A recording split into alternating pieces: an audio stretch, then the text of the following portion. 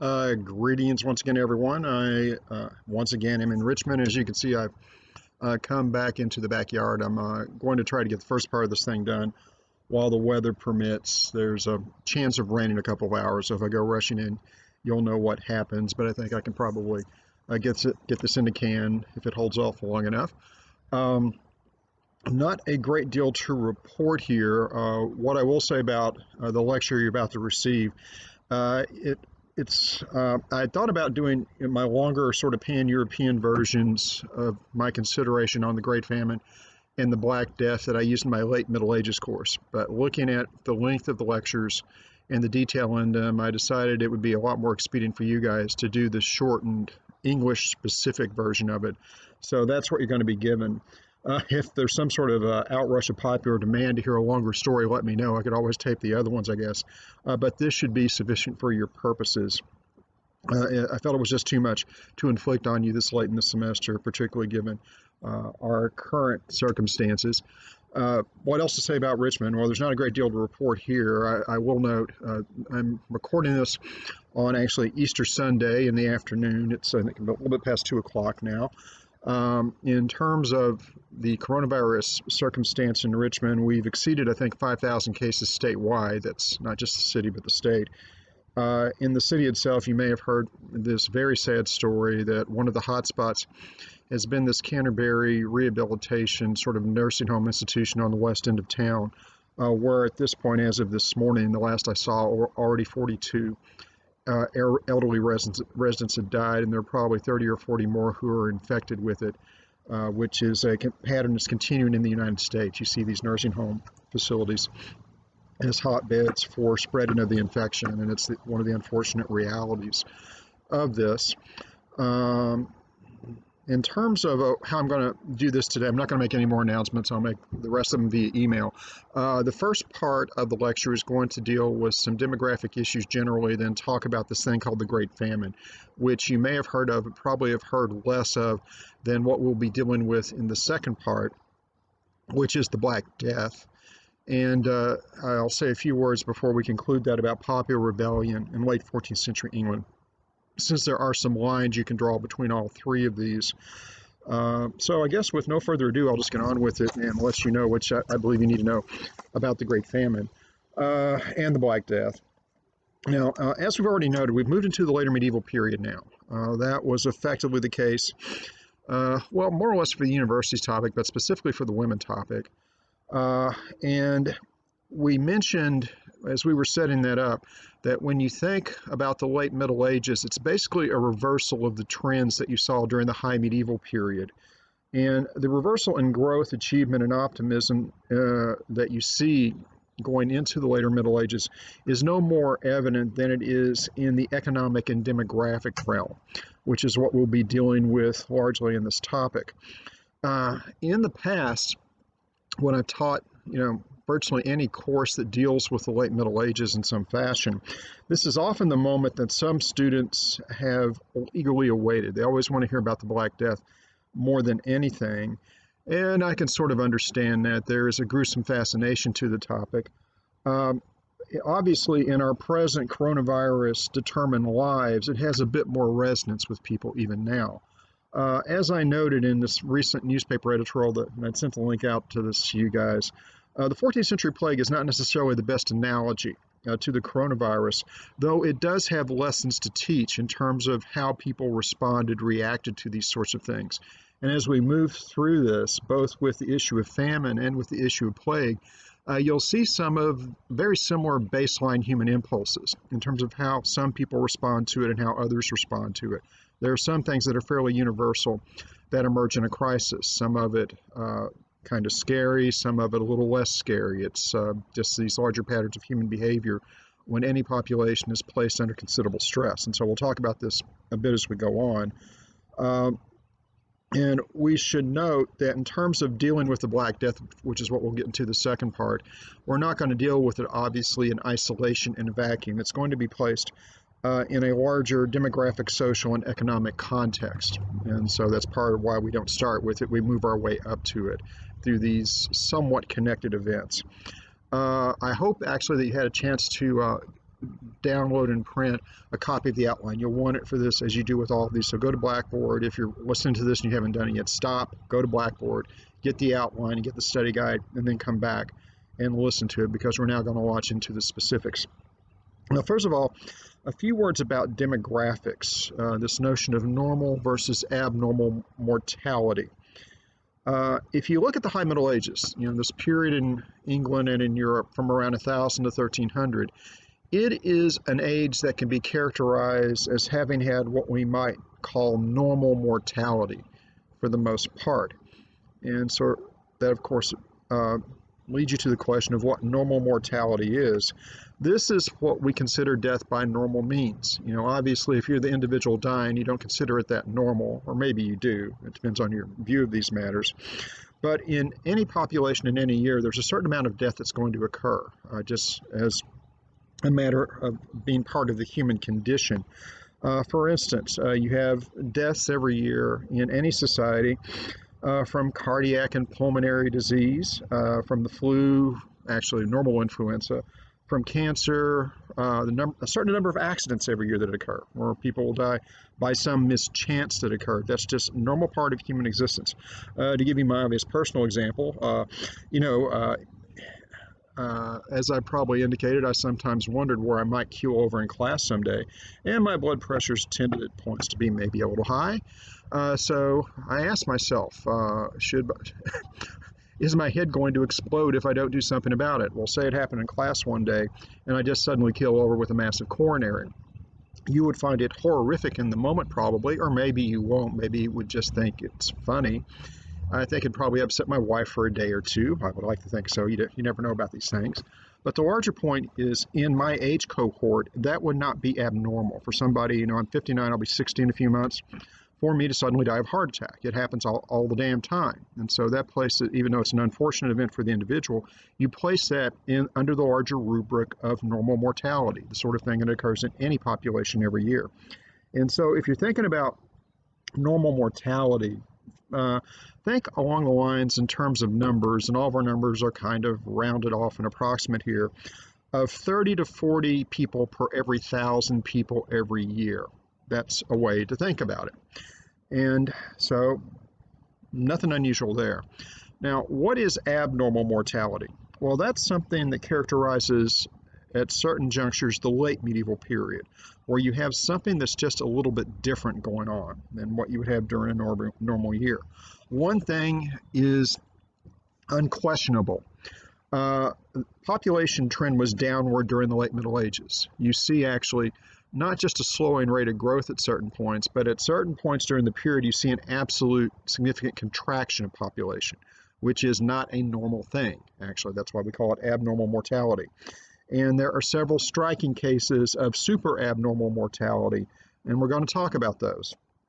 When you're talking about abnormal mortality in the late medieval sense, instead of the 30 or 40 people per 1,000 dying every year, you're thinking along the lines of several hundred people dying per year, in the most extreme instances per 1,000.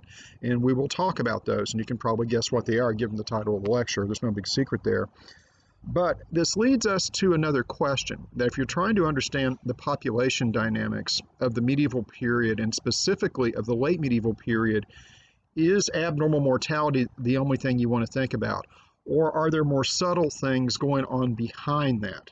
And that's a question that we'll take up from a couple of perspectives here, because you want to understand this as in the best possible way you can. And just hanging late medieval mortality on the hooks of these large crises is probably not the best way to try to understand the period. And scholars have talked about this quite a bit. We're going to talk about some theories that have dealt with this idea.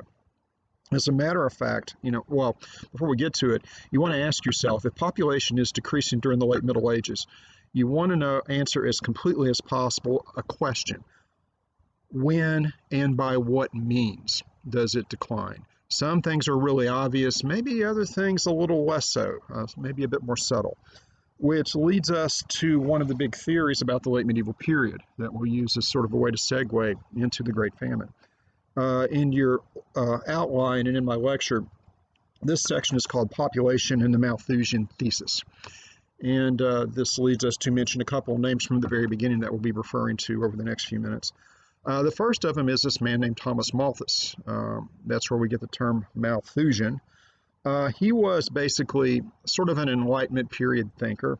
And in 1798, he wrote a very famous book, a book that's still read, a thing called An Essay on the Principle of Population, where he tries to discuss the dynamics that causes population to go up and go down. What are the factors that lead to this? And then the second person that we're going to talk about is somebody more contemporary. He died back in 1981. This man named Michael Poston. He professionally identified himself as M.M. Poston. And actually, we've already alluded to him sort of obliquely in the lecture on women. He was the husband of Eileen Power, the woman who wrote this book called Medieval Women, which is still a book that's much read by people wanting to study women in the Middle Ages, one I read as both an undergraduate and a graduate student. So you have these two scholars, one of them an Enlightenment person and another one who's more contemporary, who actually takes some of his ideas and tries to apply them to an aspect of life in the Middle Ages. This, of course, leads us into a more specific discussion of the history of population. You probably don't find it the most exciting thing in the world, but it's interesting once you get to these other phenomena, the big ticket items that we're going to be talking about. When you think about the High Middle Ages, because there was not a lot of abnormal mortality, it was mostly normal, and you had adequate levels of fertility where women were having children, families were being produced, you have a period of population growth during the high medieval period. It's something we've already alluded to in other contexts. It's difficult to quantify in the absolute sense because we don't have complete censuses or anything like that. And I should note, if you are a person who needs to complete your census form, complete your census form. Parenthetically, we need to get that done, even with all this other stuff going on. But even though we don't have super perfect demographic evidence for the period, it's a good thumbnail estimate to suggest that population doubled to tripled in most parts of Western Europe between around 1000 and 1300. Some of the figures that we have for England, say comparing Domesday Book with later evidence in late 13th century, and I think I've already alluded to this figure, suggests a growth rate of maybe threefold in terms of total population. So this is significant. People weren't dying abnormally, and fertility levels were high enough to increase population generation upon generation upon generation. So you get this population growth. Now, this leads us to a discussion of the dynamics of population. And this leads us to a couple of quasi-technical terms: arithmetical growth versus geometrical or exponential growth. When we use the term arithmetical growth, the thing that we're applying to it here is the notion of the food supply. That in the Middle Ages, it's difficult to increase your total food supply in any rapid way, basically. When you think about it, first of all, there's a technological barrier. We mentioned those factors such as better rotations, the use of various types of farm tools, iron and steel implements, as well as the big wheeled plow, as factors that increased the productivity of their agriculture. But there was an upward limit to this. It was only going to increase it so much. So you hit sort of a technological limit in terms of the ability to increase food supply during this era. And you also have a limit in terms of the amount of land you can place in production. And what that means is that from year to year, if you're going to increase your food supply, it's going to be sort of at the margins. That, say you have a field and it represents the entirety, if you think about it symbolically, of your food supply in that year, you might enlarge that field, maybe 5 to 10% over a decade. And this will increase it a little bit, but that's very slow. And you reach a limit at that as well. The shift from the 2 to 3 field system will give you a bump fairly rapidly for a few years, but you can't, that's sort of the limit. Once you've implemented that system, it's not going to increase and increase and increase it. There's an upward limit to that. So the point is, in terms of increasing food supply, it's arithmetical. It's 1 plus 1/2 plus 1/8 plus 1/16 over the course of time. You're not going to double it and triple it with each succeeding year. So that's the basic idea about arithmetical growth. Now, when we talk about geometrical or exponential growth, and as you'll probably note if you've been watching the news, in reference to coverage of the coronavirus, you've heard this term exponential a lot. because that's what people fear about it. And the reason for that will become evident in a moment. That basically, in terms of population, population can increase geometrically. It can expand quite rapidly.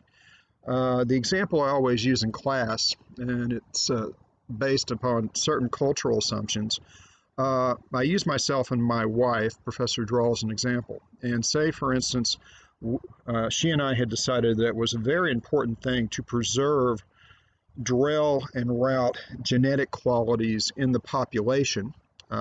We don't have kids, as you probably know. We've had cats at various points, but not even any cats right now. But say we had decided to do that, and say that I had followed the cultural predispositions of my forebears in Kentucky, where we had gotten started early. I'll note later in the lecture in a different context that there is a tendency in my family to get married at a very young age. I did not take part of that. I didn't get married till I was 33. It's the same age at which Christ was crucified, which makes it an interesting thing to mention on Easter. I'll let you make that what you will. Professor Drell at the time was 27. I'm about 5.5 years older than she is. And so we started relatively late, but say we had married very early. Say we got married at the point when she could effectively produce children. Then we would have the potential during her years of fertility, the years when she could continue to bear children. And in modern society, that's almost up to 50 now because of the advance in medicine. How many kids could we have produced if we decided we wanted to have as many kids as we want? The answer is a lot. So you go from 2 people to, in the next generation, producing lots of people. And if each of those children then pair up with somebody and do the same thing, you can see this rapid increase of population generation on generation. Or to give you even a better example, we're bad examples because we didn't have any kids. If you're relying on us to preserve the population, it ain't going to happen. A better example would be some of my forebears. My great-grandfather Slayton, was one of 8 children who survived to adulthood. He himself had a brother, great uncle Ely, who had 14 kids that survived to adulthood.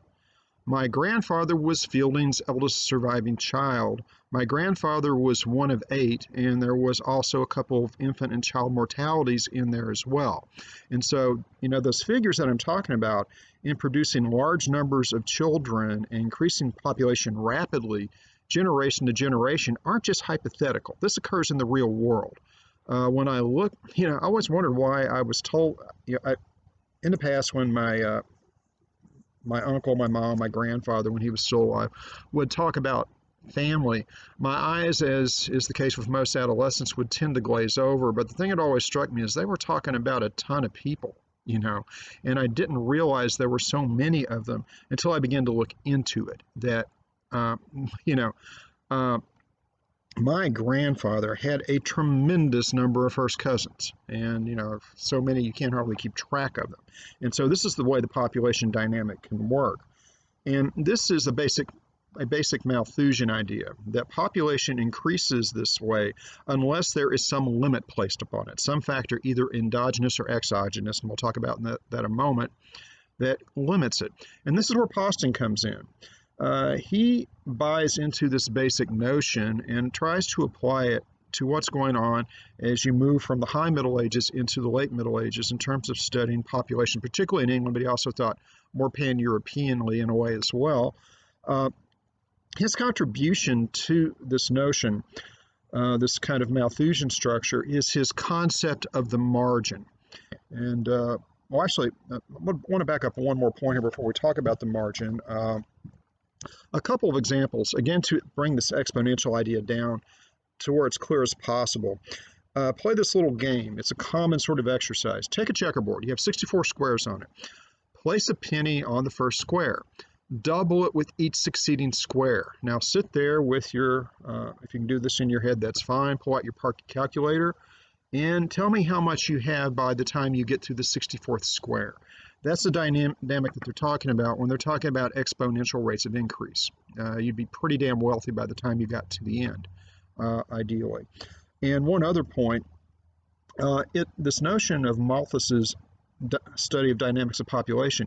Actually, it was an idea. If you read Charles Darwin's Origin of the Species, he takes it and applies it to the expansion in the animal and plant kingdom. He believes the same idea works very well in nature there. It's just not a human thing. It's something that you think about in just terms of living beings trying to survive and propagate themselves, and their ability to basically, depending upon resources and anything that may be predating against them, to expand their population fairly significantly and fairly rapidly. And so you bump into this idea in a lot of different places.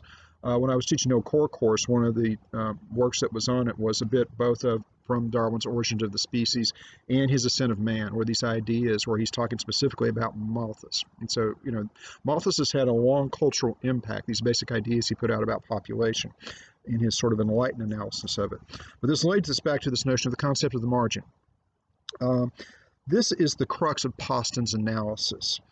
Basically, what he argues is that when places like England or Europe were being settled, being filled up with people, the best land, in his view, would always be placed into production first. People look for that nice river valley land, very fertile, produces good crops, decent yields year upon year. And so that's the first part that gets populated and placed into cultivation. It gets settled earliest. And then he argues that once you've used all this sort of land, then you put the moderately good land into production. It's not as great, but it's still good. And once you begin to run out of land, you try to expand it by various practices. We mentioned in the Town and Country lecture this practice of assarting. That's just basically forest clearance, where you decide that you don't need those trees anymore. And what you can do is you can clear them off, burn out the stumps, pull out the stumps, whatever you have to do, and you can place it into agrarian production, which happens a lot during the Middle Ages. Or you could drain swamps and fens, dry them out to bring them into production. So this isn't the best land initially, but you bring it into production as well. But at a certain point, you've assarted about all you realistically can, and you've drained as much as you can. And so then you're left to expand because of population pressure, because you've supported more population, it has grown because you can support it. Then you get on, farmers, they're pushed onto more and more marginal land, sandy soil, light soil. And in these soils, given that you don't have chemical fertilizers, and that what you do have to use as fertilizer is very limited, it's manure or marl or sea sand or something like that, and always in short supply, that these lands, these most marginal ones, as you place them into production, it becomes sort of equivalent to a mining operation where you're mining the fertility out of them. And you're able to keep them in good production only for a limited time. These are not lands you're going to be able to cultivate forever. Once the fertility is mined out, the land becomes worthless and then is frequently abandoned. And even by this point, according to Poston, by the end of the 13th century, even these marginal lands are very difficult to come by. You also have a tendency for drained land to begin to return to the sea for reasons that we'll talk about a bit later. But the larger point that Poston makes, his argument, is that new land suitable for settlement was more or less unavailable by the 14th century, that a population had expanded so much that all the good land had been taken up, all the moderate land had been taken up, all the marginal land had been used, and some of that's beginning to fall out of cultivation. So population is pressing very much upon resources at this point, according to Poston's analysis. Another way of looking at it is that by this time, the quote-unquote internal frontier of England was closed. You couldn't expand much internally anymore. There was just not the decent land available to do it. And in his analysis, there's a clear hunger for land as you're moving late into the 13th century. Well, how do you know that? He provides indirect evidence. He looks at rents. Rents are high. What that tells you is that if something is scarce, if a resource like land has come scarce, you can charge a higher rent for it. And so he sees rents both in labor and cash going up, which tells him that you're moving towards something like a shortage of land. There's just not enough there. And high entry fines paid by tenants generationally to enter onto a holding once the main tenant, the patriarchal tenant, had died. And so you see these entry fines going up, because more can be charged, because people want that asset. And if it's an asset that they really want and need, then they're going to pay a little bit more to get it. And so Basically, he points out then that if you buy this analysis that good land's becoming scarce, population is pushing on the land, essentially, this increasing population pressure and shortage of land led to the contraction of the size of individual holdings, that each peasant family would then have less to actually feed themselves on, and that you begin to have something like a landless proletariat in both the countryside and the city. People who can never have any hope of getting land because you just have too many people and too few holdings, and the holdings themselves are contracting. And so he's painting a very specific picture about this dynamic of population pressure. And basically, less land was there to feed each family. And to maintain the number of acres in cultivation, unfortunately, one thing that he thinks is happening is that the pasture land that you would feed your livestock on, they're beginning to reduce that to try to cultivate it, which means that you can support fewer livestock. It would also mean that you had less manure, the one fertilizer, the most effective fertilizer that they had. And the result of all of this, when you begin to combine it, is a lower standard of living and a poorer diet, essentially, because of all of these developments. He argues that people are pushed closer and closer to the edge of subsistence, where they're just barely scraping by, even in the good years, that not huge surpluses are being produced. And so the notion begins to arise, and this is what Poston expresses, that a single bad year potentially could perhaps create a catastrophic crisis in subsistence. And so that's the dynamic that he traces it out in his book and in his articles. He actually only wrote one major book. The rest of it is mostly in journal articles and in various other places.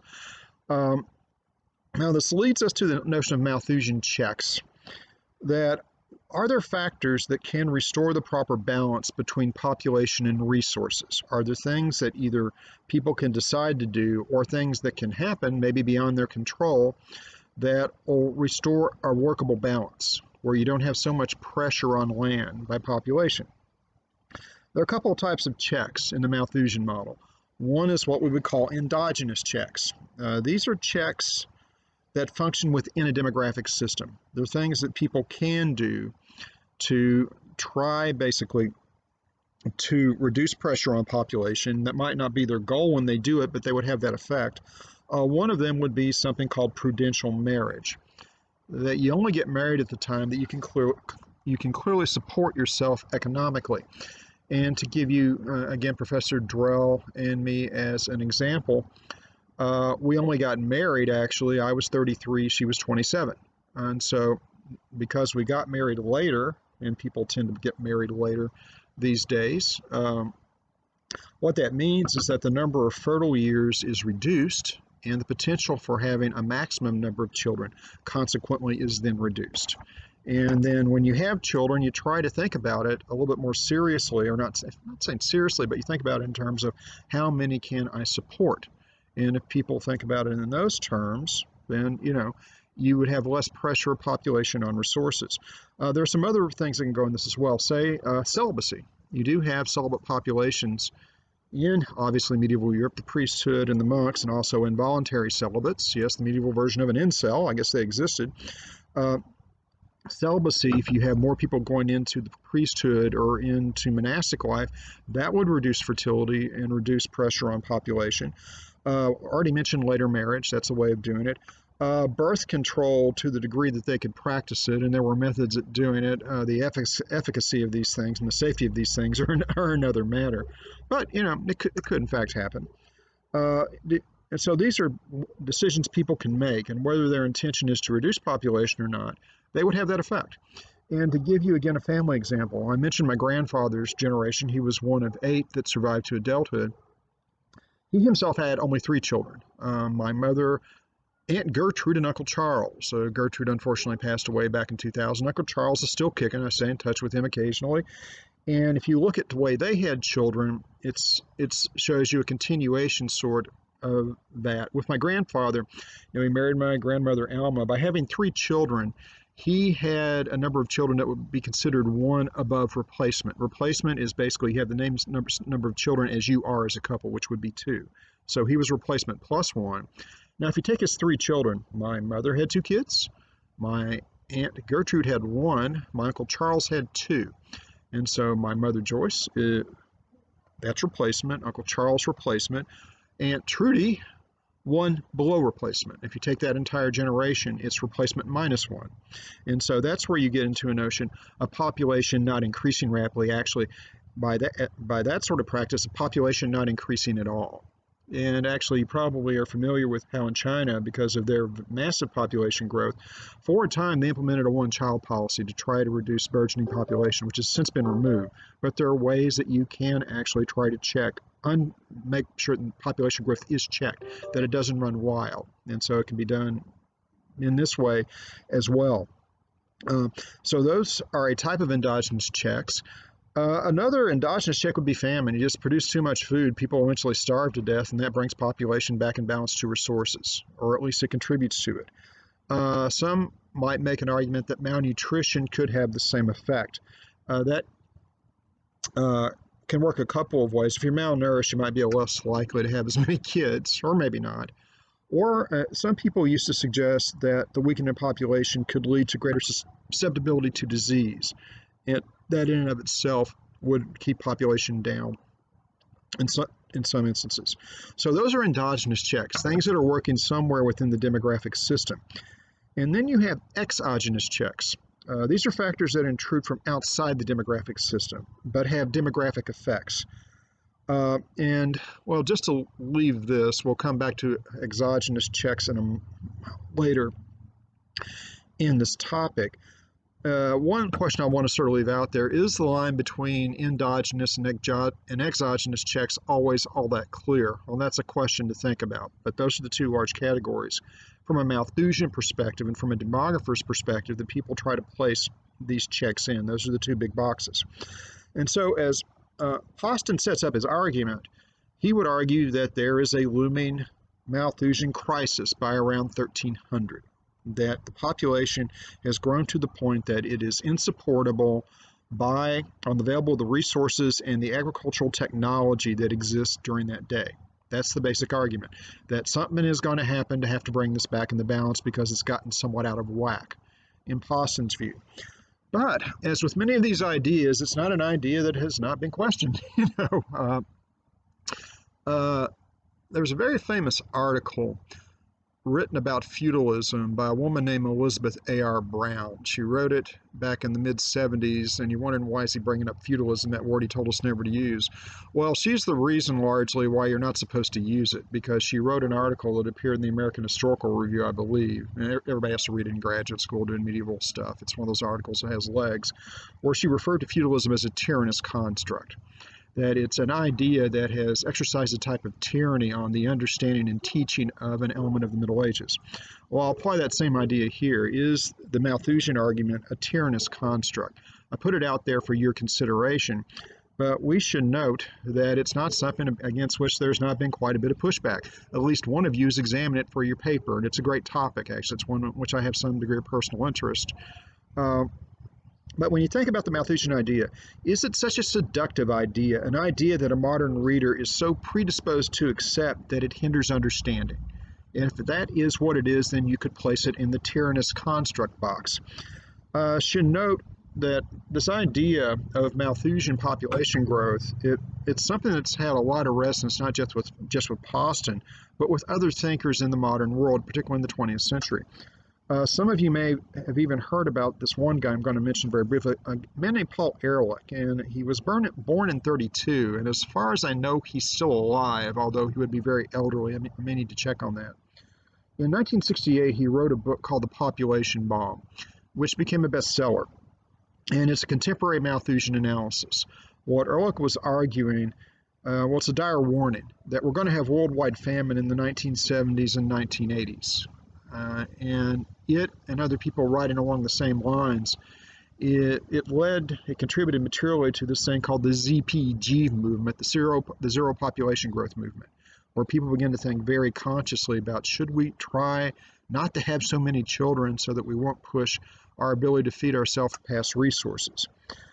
Should point out, he gave this dire warning about the 70s and the 80s.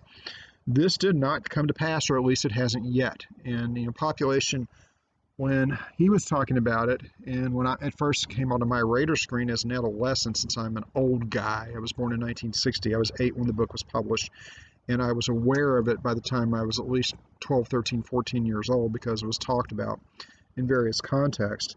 None of it's come to pass yet, and there's been much criticism of Paul Ehrlich, but it is interesting to note how embedded the idea became in a broader popular culture.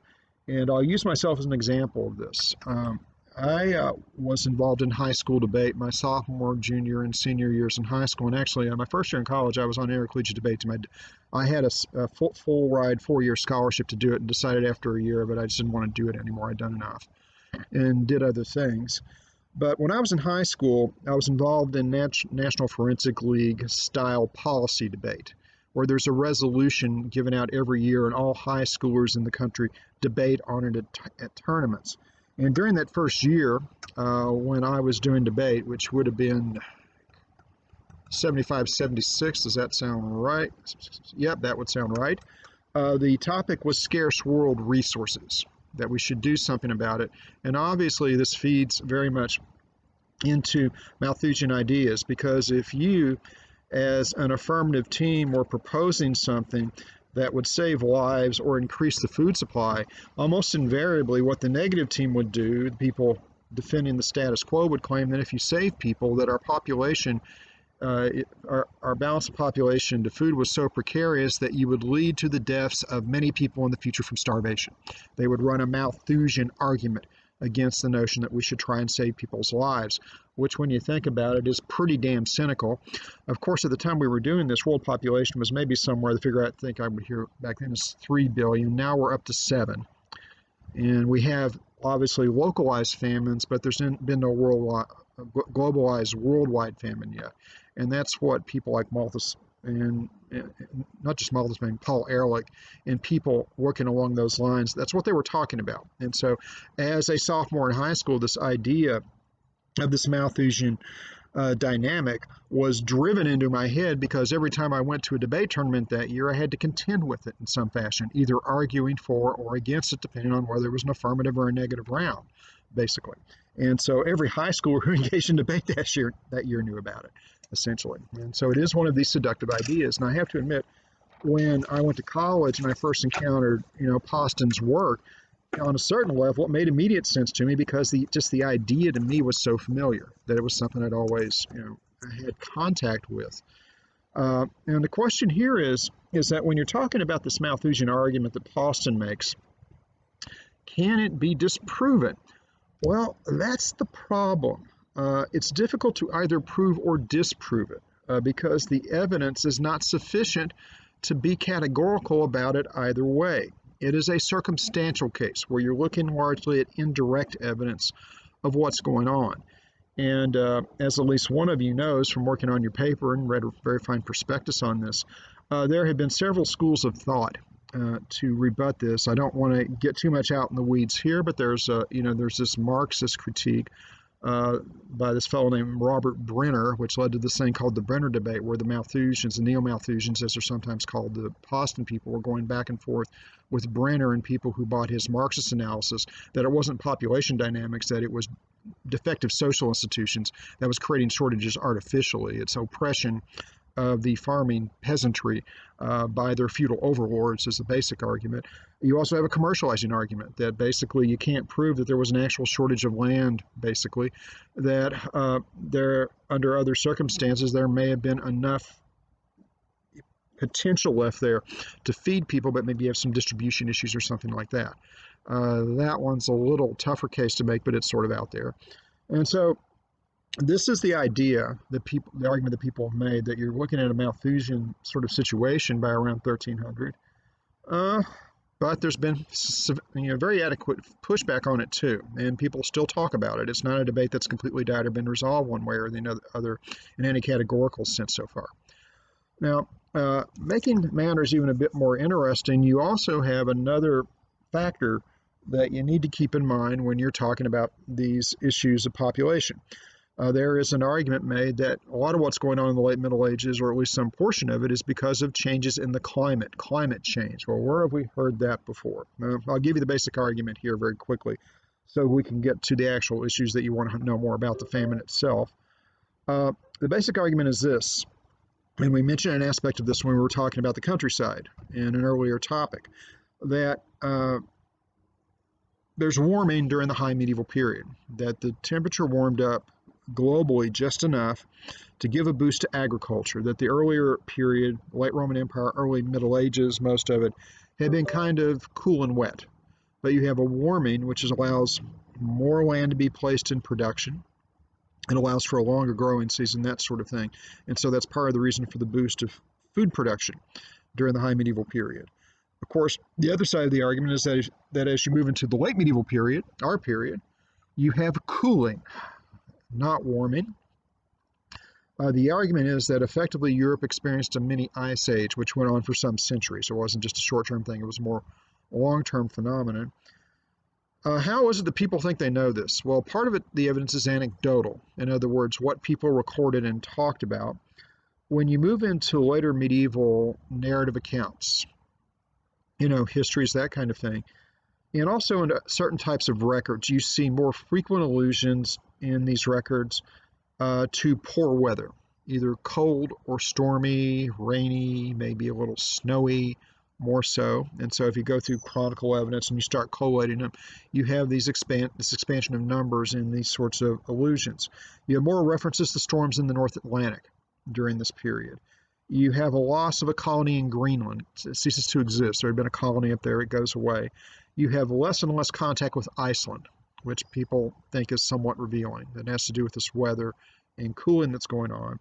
Of course, there's an interesting rebuttal to that. Is this the indication of an actual trend in the weather, or is it the product of a larger body of evidence? You have more references because you have more sources. And if that's the case, is there a way of doing a check on that where you can get a better sense of what the anecdotal evidence means? Well, I'll leave that one to you guys, but that's sort of out there.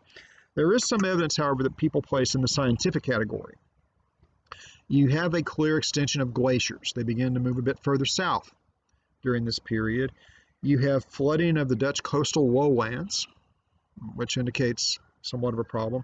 Moisture soil, greater growth of tree rings, you see, which indicates that the weather's getting wetter, which might also imply cooler to a certain degree.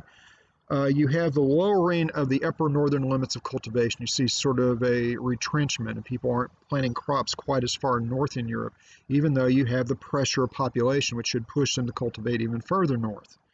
And you have basically dendrochronology, where you can take, and y'all probably should know how this works, you probably do already, that we have in this world some very long-lived trees. And what you can do is take cores out of those trees going back centuries, and you go through and you look at the width of the tree rings, and you can determine then which periods are wetter and which aren't. What these tree rings indicate is that the rings are much larger between 1310 and 1320, which is a very crucial period for us here, which indicates during that period you're having wetter weather, that it's raining a lot more during that time, which might indicate cooling on some level. And so that's the sort of evidence they've gone through scientifically to suggest that, yeah, there does seem to be something going on during this period. Whether it's a long extended trend or a trend that's a little bit shorter in time is a question you could talk about, but that's how people have tried to deal with that, to get some sort of more precise sense and use science to some degree to get at it. If you buy that there's cooling, what would be the effects? Well, it means that some land becomes too wet to cultivate, that you just can't keep it drained anymore. There's a tendency for reclaimed wetlands to return to their former state. You have shorter growing seasons. It's still a matter for debate, because it's hard to do these things across historical periods. You can have a better sense of what's going on in the modern world because we have a long period, really since back in the 19th century, of very systematic record keeping about weather, about precipitation, temperature, and that sort of thing. So you have a lot more to depend on. And we have huge amounts of information, obviously, for the 20th and 21st century world. And so what you have going on, either there's a long-term trend or there's a sudden phenomena in the 13 teens, because it's clear that there's something going on in the 13 teens. I don't think anybody would dispute that there's some bad weather, at least during that decade. And perhaps it's part of this larger trend, which just got a little bit worse during that time and then continues to be a trend after that. In any case, you have weather that's clearly colder and wetter from 1310 up till really up until about 1330. And few people would question that at this point. Of course, this leads us again to a question. Are we dealing with the type of modernity being projected backwards, where we're thinking about our own circumstance in terms of climate change and looking for the past for other examples? Or is it a case of medievalism being projected forward? Well, interesting questions to mull over, and again, I'll leave that one to you, because we finally gotten to the big ticket item, the reason that we're here for the first part of this. This thing known as the Great Famine, which begins in earnest in 1315, and it still continues to some degree in some parts of Europe up through about 1322. Now, we should say a few words about the potential for famine during the Middle Ages. It's always high because you're dealing with not the best agriculture you can imagine. And what magnifies the possibility of it is that most people are reliant on local fields, basically, for their own food. If you have a shortfall, it's difficult to import sufficient grain outside of a locality. You're really much dependent on what you can grow in the area for the vast mass of the population. That's just the reality. The international trade in foodstuffs sufficient to forestall famine is only present after the medieval period, not during it. It's a later development. And crops are susceptible to a number of things. They're susceptible to poor weather, obviously. They're also susceptible to destruction by armies and vermin and other factors. If you look at the medieval period as a whole, take the long sweep, in most localities, there's a poor harvest maybe every 4 or 5 years, one that's not quite up to par. And if you have a succession of them, say you have 2 or 3 poor harvests in a row, then you can have a famine. There's a little bit of surplus, not tons. You can endure one bad harvest probably reasonably well. It'll be a tight year, but you'll get through it. If you have a succession of them, then you have a real problem. And of course, if you have chronic undernourishment to begin with, once a localized famine hits, it's going to up mortality rates because people aren't eating enough anyway. And if you cut their food supply even more of them will die as a consequence of that. And so that's sort of the normal dynamic, that famine is always a possibility. But when you look at the High Middle Ages, from around 1000 to 1300, to a degree that you have famines, they're generally short in duration and they are localized in effect. There is no European-wide famine during the high medieval period. It doesn't happen. And this, if you think about it from this direction, it seems to underscore the notion that agriculture was doing reasonably well and perhaps climate was a little bit better during that period because they just didn't have this sort of thing happening in any international scale. If you had a famine, it was more localized famine. It's sort of like the experience in the modern world, where you will see famines in various parts of the world, but they tend to be localized in certain countries and certain places at certain times. They're not a general thing. If you think about a place like the United States where we produce just amazing quantities of food, practically enough in this country alone to feed the world in a good year. If you have a famine, it's because of a localized crop failure and also because political problems in a lot of instances, civil wars, political dysfunction, and problems in distribution because the food exists in the world. And there's no reason for anybody really to starve in the world. If they do, at the base of it, it would be problems probably with agriculture, but there are a number of other factors that fold into it. Now, that being said, about the medieval period, in England, you begin to see some localized famines. There's one in 1272, there's one in 1277, there's one in 1283, and another one in 1311 as we're moving very close to the period that we're going to talk about. Could these have been harbingers of what's going to happen? Could they be indications that the system is under strain and it's beginning to show this strain? Well, perhaps. If you're thinking along Malthusian lines, obviously somebody who's a neo-Malthusian would make a great deal about this notion that you seem to be pressing against resources, at least locally in some places. And maybe it's beginning to telegraph to people that there's a bigger problem perhaps down the road. Now, in terms of the famine itself, 1315 is the crucial year. It is known by many people as the year without summer.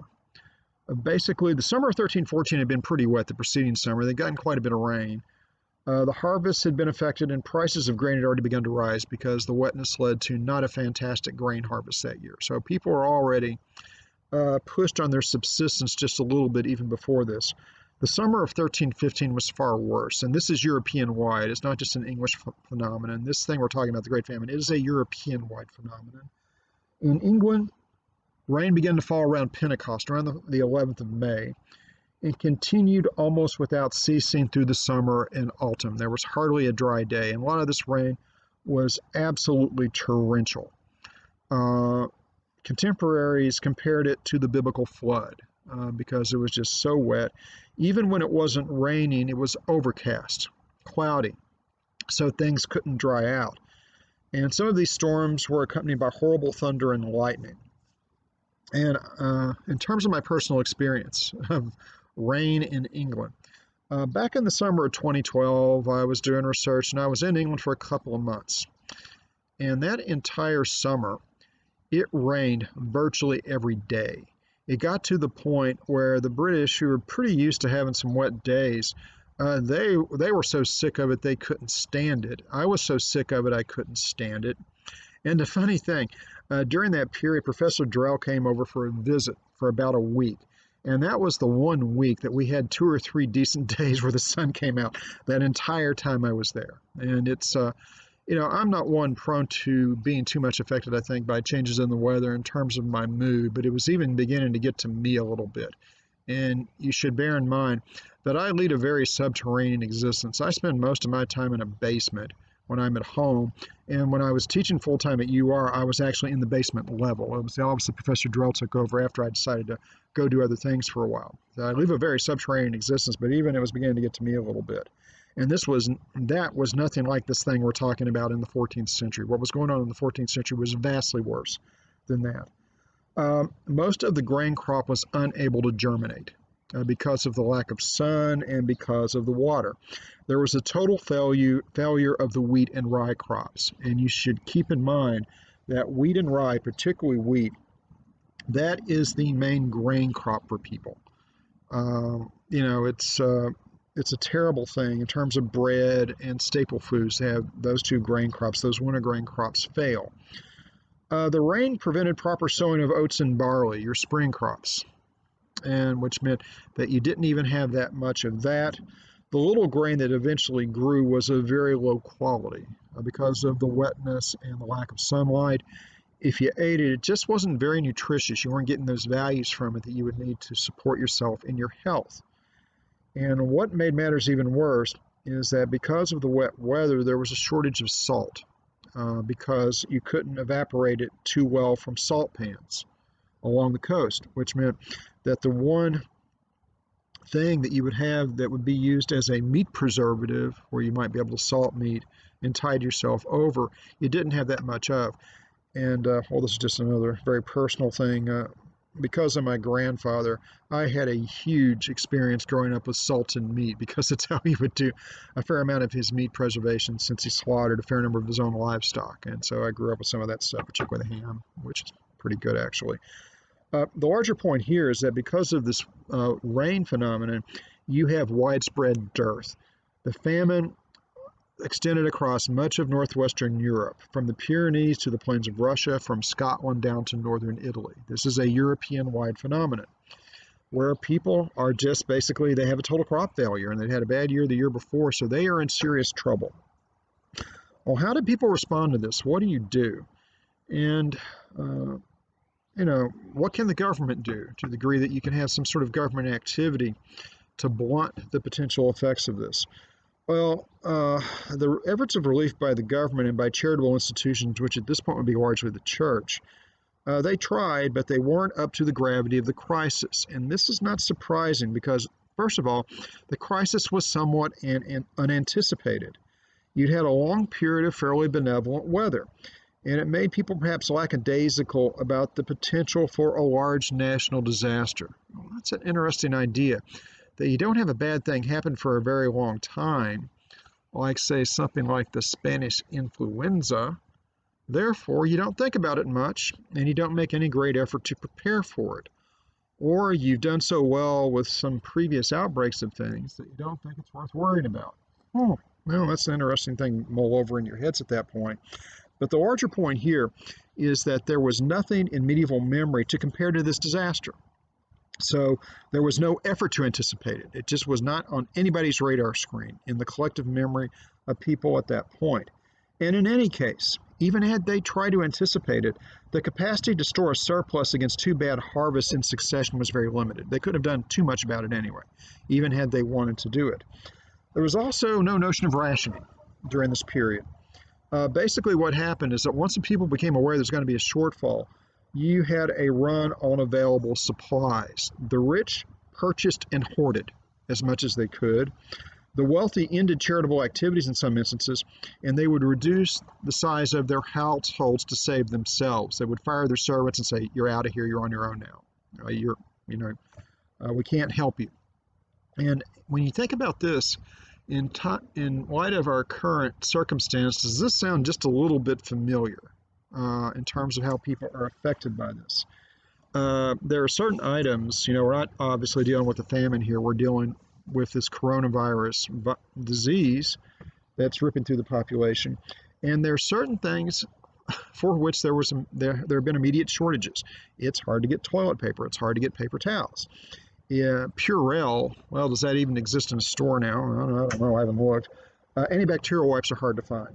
And even canned goods are a bit short because people want something that's long conservation in case you have to stay in your house for a long period of time, as we're all doing right now.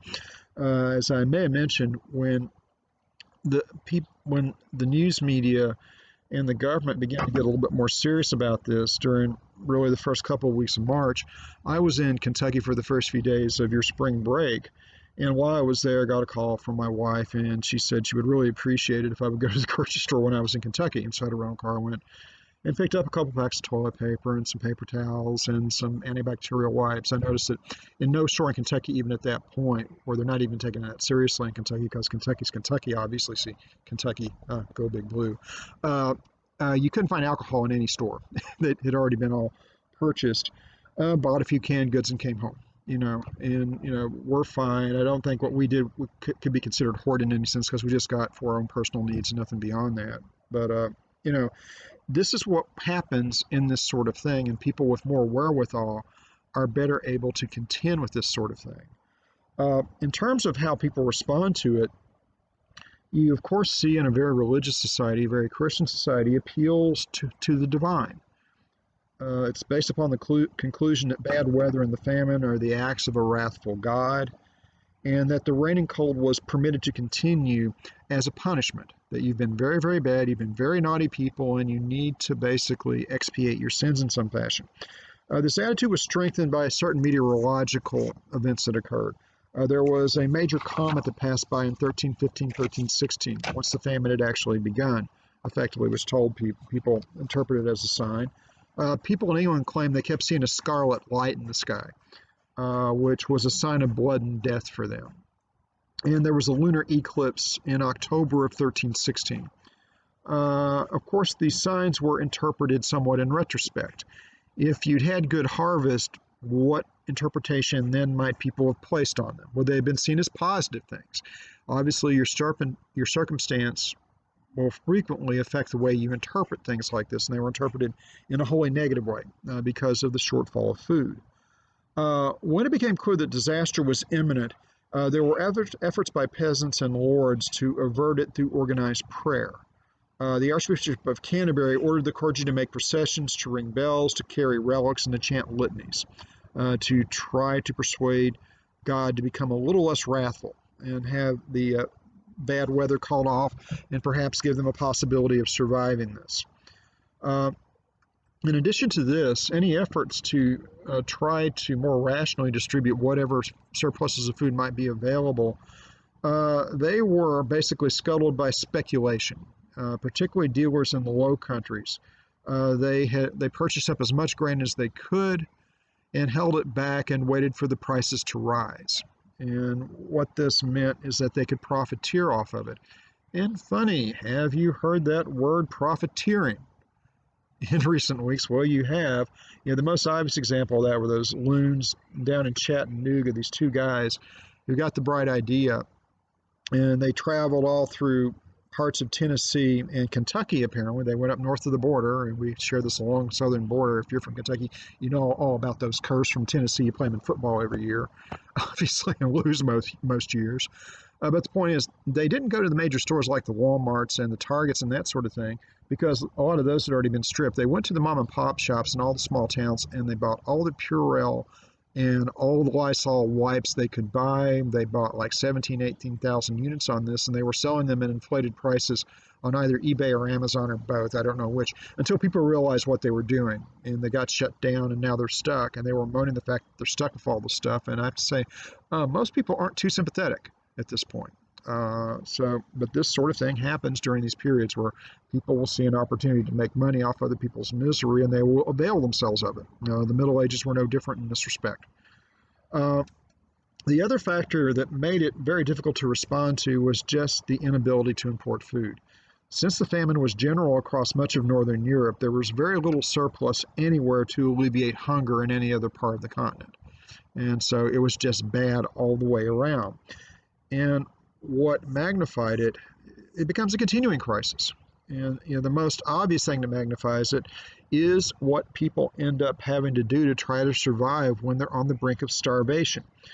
Do you eat? Do you not eat? Well, obviously you're going to eat, but what you might eat might be your seed grain for the next year that you always hold back. You always hold back a big portion to plant.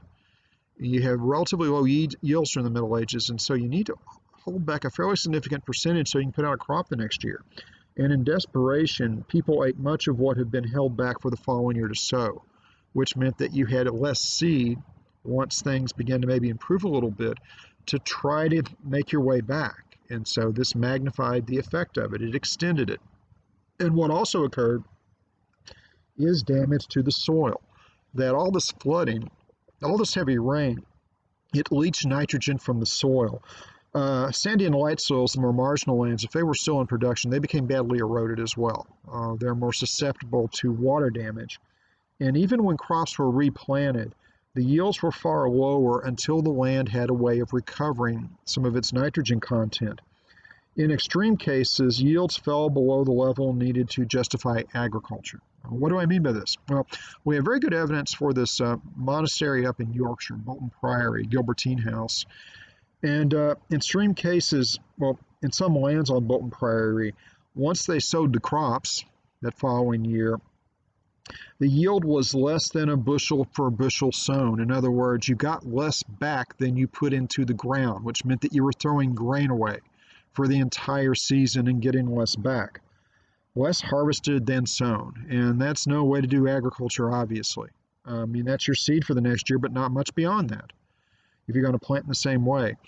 And that was an extreme example, but on the Abbey's fields, yields were 50% smaller on many of those fields. So the soil was just not as productive. Also, you have continuing weather issues, which magnifies it.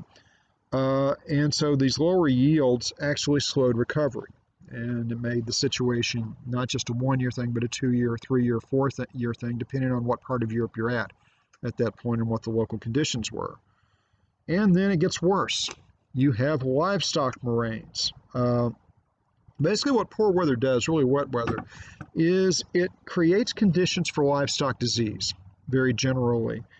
Here are a couple of things we're going to talk about. We'll first mention this thing called rinderpest.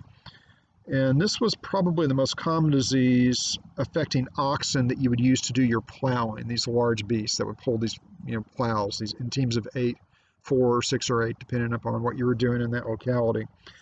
If your ox contracted rinderpest, it would kill it in a week or so. You know it had a rinderpest when you would see discharges from its nose, mouth, and eyes. It sort of looks like a really bad bovine cold initially. Then your cow begins to stink. It develops a stench, and it begins to have explosive and debilitating diarrhea, with the consequent dehydration caused by it. So you have basically crap exploding cows, not to put too fine a point on it. And finally, the poor cow, Murford the cow, or Daisy the cow, or whatever you want to name your cows. I grew up around cows. We didn't usually name them, but if you like naming them. They suffer this thing called tenesmus, where they're trying to defecate and they're straightening and it won't come out, and that's usually when they die, in some version of that. The death is followed by rapid putrefaction. There would be nothing salvageable from the carcass. You wouldn't want to eat this animal. It was just a complete loss at that point. Sometimes they were burned, sometimes they were buried, sometimes they would toss the carcasses into abandoned wells, which is not a great idea, but they did it. Rinderpest actually was a livestock disease, a cattle disease, that had a long history. It was only in 2011 that the UN, in a little ceremony in Rome, officially declared rinderpest eradicated. So much like smallpox, it's not supposed to exist except maybe it's preserved as a laboratory sample at this point. That seems to be pretty much gone from the animal population. The last documented case of rinderpest, as far as I know, unless this has changed since then, occurred in Kenya back in 2001. So a decade later, they were able to feel fairly comfortable in declaring it eradicated. So at least cows don't have to suffer from that anymore. But what this meant, obviously, is that you're losing your oxen during the famine. And because of, actually, there's one other factor I should mention before we get to that part of it. But because of the wet weather, you also had a tough time with your hay supply because you need to be able to dry it out to cure it in order to feed it. And so it was a bad hay couple of years because of all the wet weather. So one of the things you would actually feed your livestock during the winter that you would hold back for them, you don't have. And so the food supply for animals was also very much stretched. And obviously, during the famine, you're not going to feed them any grain, which they didn't do that much during this period anyway. They were mostly grass and hay-fed livestock. What this means, of course, is that you lose the ox as a potential source of food because you can certainly eat them. They often are. Actually, when oxen wear out, they often end up on people's dinner table during this period. But the other problem is that it depletes your plow teams, which means that when you're trying to do your agriculture the following year, you don't have as much traction to pull your plows through the field. The work is going to be much harder and much slower as a consequence of this.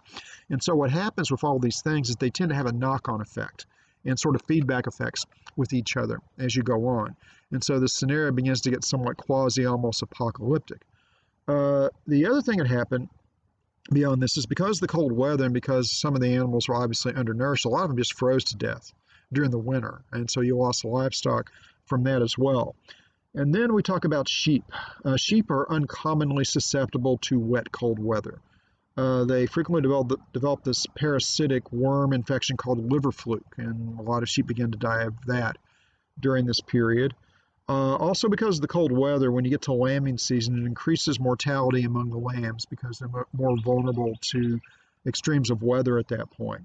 Again, to give Bolton Priory as an example, since it's been very well studied, the flocks there fell from 3,000 to 913, in other words, 2/3 less, during the winter of 1316, 1317. And so they lost 2/3 of their sheep over the course of a single year.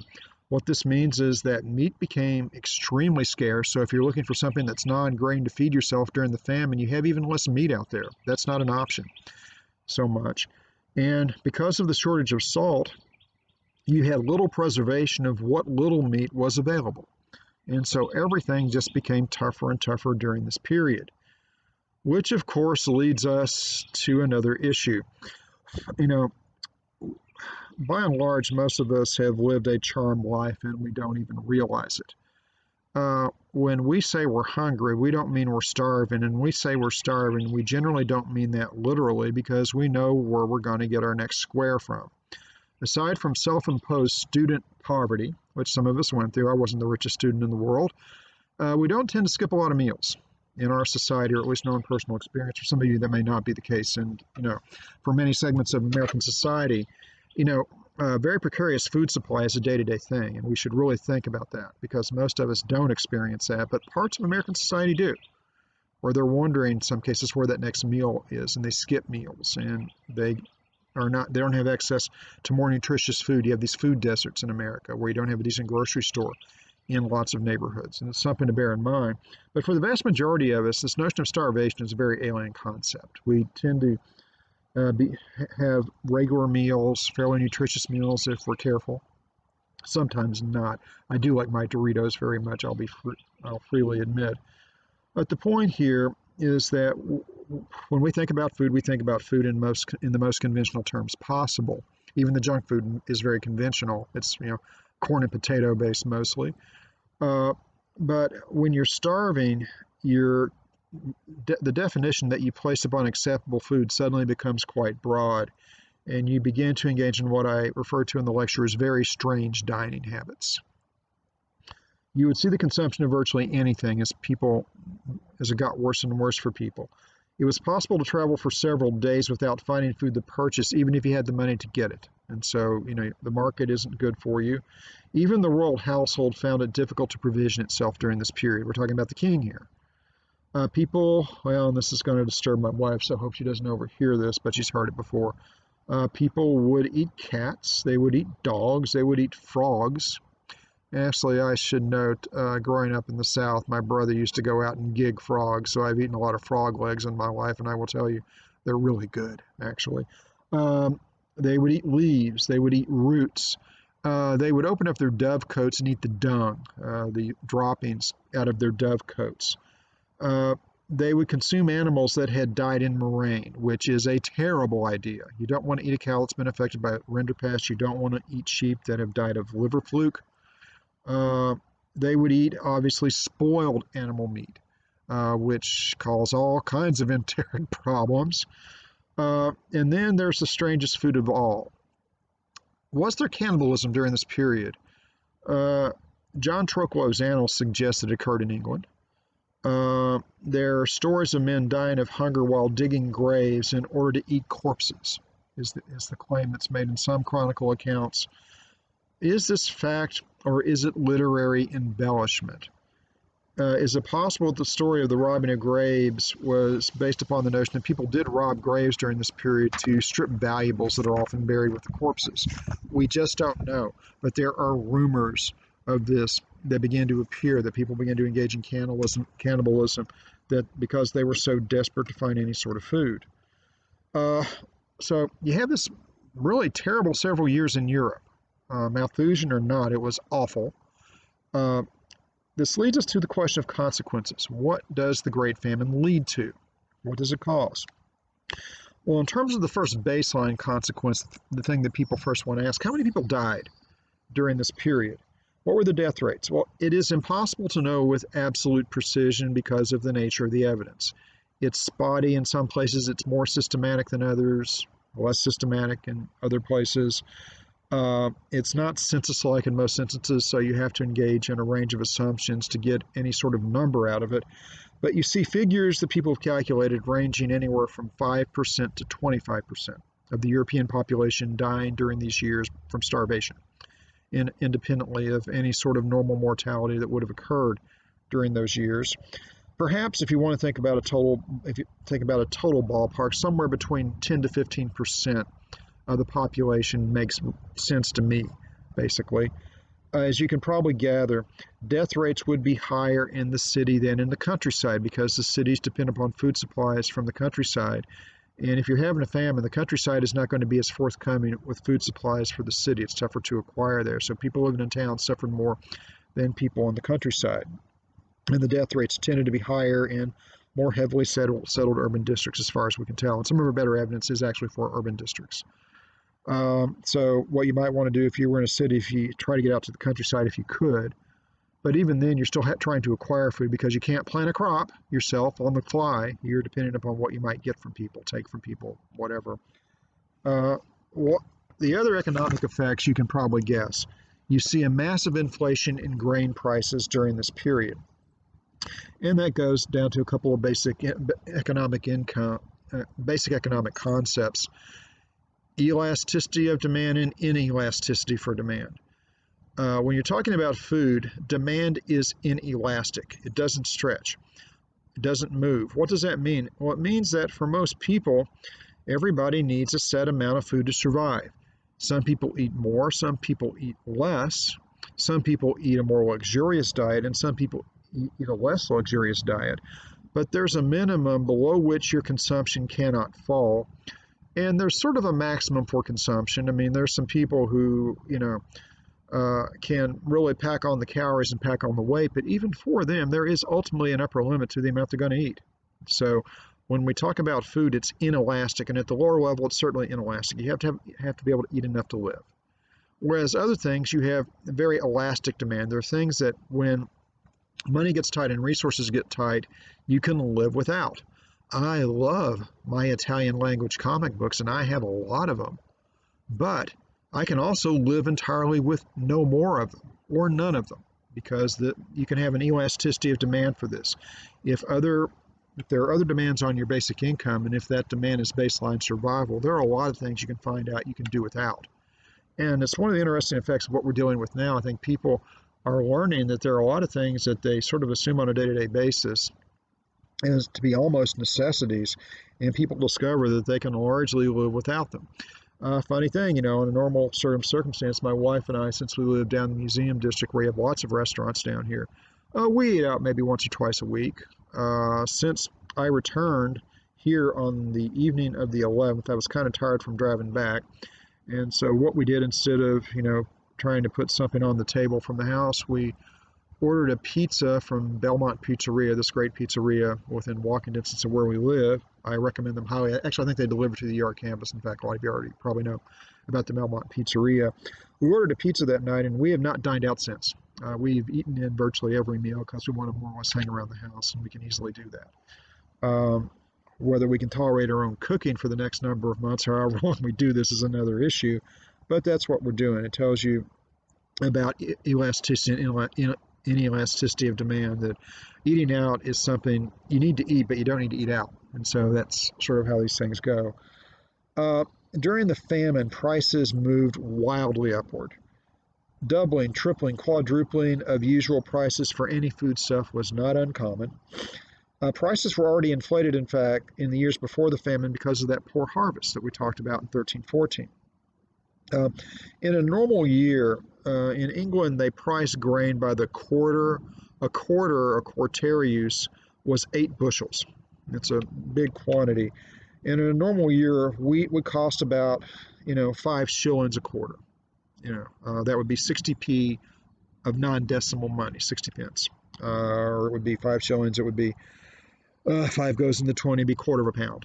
Now, in the year before the famine, because of the poor harvest, it had gone up to 8 shillings and 4 pence in some areas.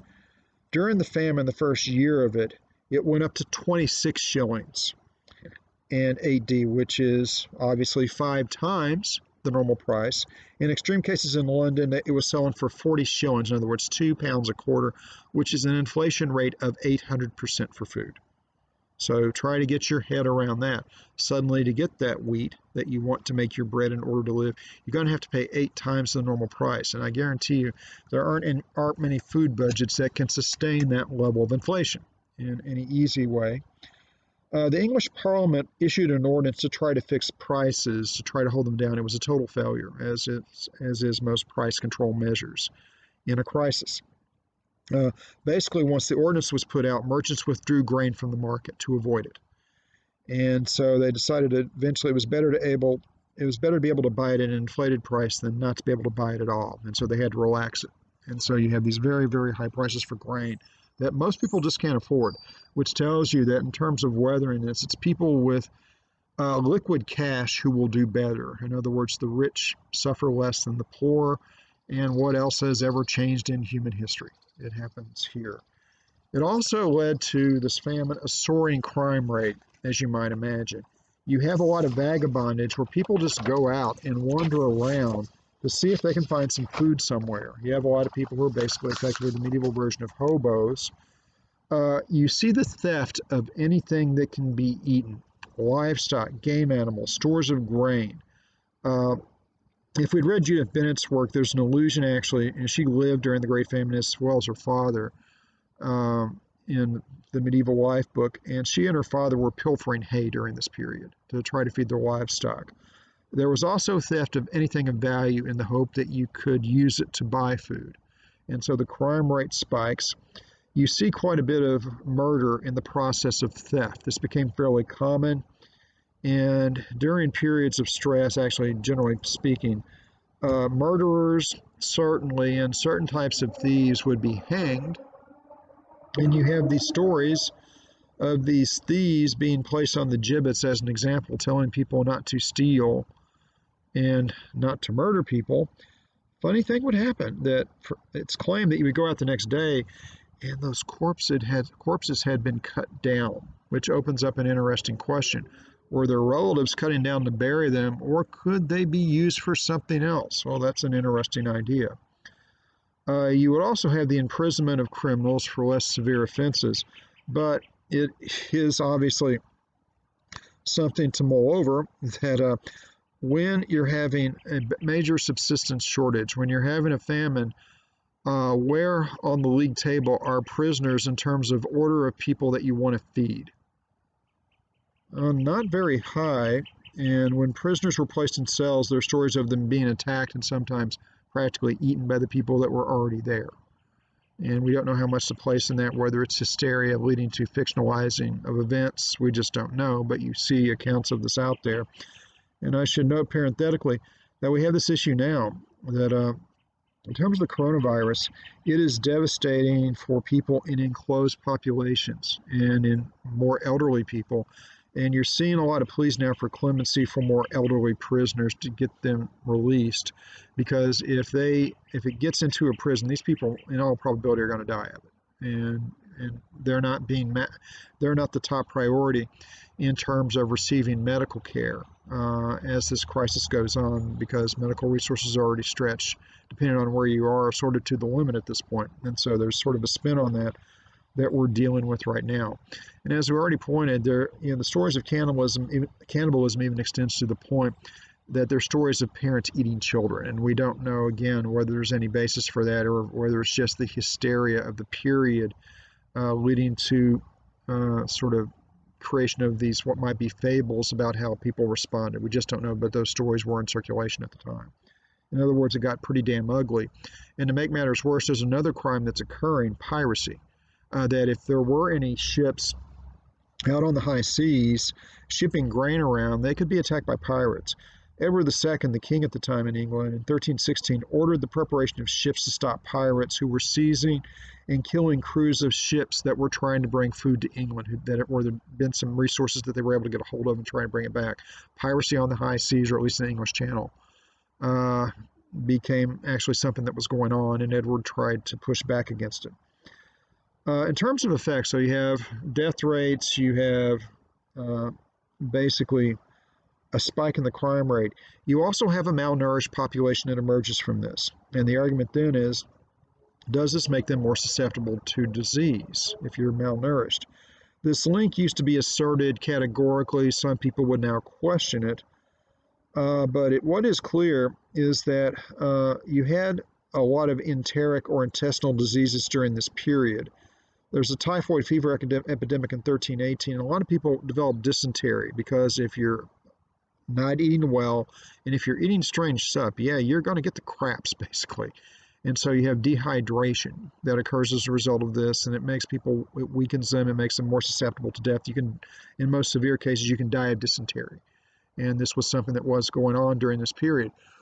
An old spider trying to crawl out my screen. Goodbye, Mr. Spider. The crisis continues in some parts of Europe through 1312. In some places, it passed a little earlier, that they were through it with the harvest of 1316 in the best possible case scenario. But in other cases, it lasted longer. And if you're talking about a restoration of something like normalcy,